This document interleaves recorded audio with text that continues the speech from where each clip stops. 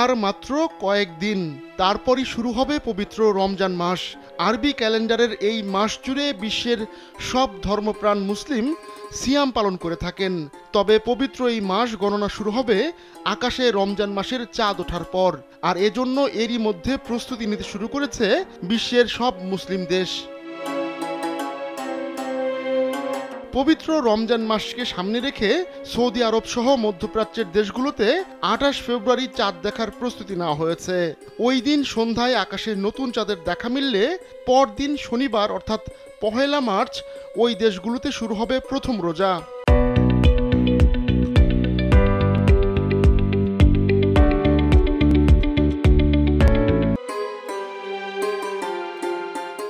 এমনটা হলে মধ্যপ্রাচ্য ও ইসলামিক বিশ্বের কোটি কোটি মানুষ বিরল এক ঘটনার সাক্ষী হবেন, কেননা একই সঙ্গে শুরু হবে চন্দ্র ও সৌর মাস।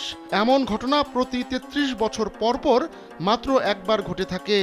এর মানে হচ্ছে আরবি বর্ষপঞ্জিকার রমজান মাসের প্রথম দিন আর ইংরেজি বর্ষপঞ্জিকার মার্চ মাসের প্রথম দিন একই দিনে হবে, অর্থাৎ দুটি ক্যালেন্ডারের নতুন মাসের প্রথম দিন একই সঙ্গে শুরু হবে। সৌদি আরবের জেদ্দার জ্যোতির্বিদ্যা সোসাইটির প্রেসিডেন্ট ইঞ্জিনিয়ার মাজেদ আবু জাহারার ভাষায় এমন ঘটনা প্রত্যেক 33 বছর পর একবার হয়, যে কোনো মাসে এটি হতে পারে।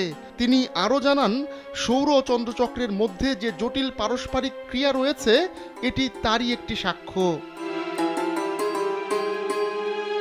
সূর্যের চারদিকে পৃথিবীর ঘূর্ণয়নের হিসাব করে সৌর বর্ষপঞ্জিকার দিন গণনা করা হয়।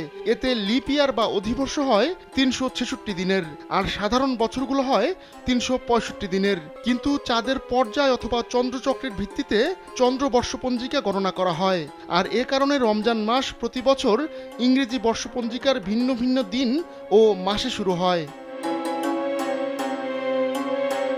আহমদুল্লাহ শিকদার, কালবেলা।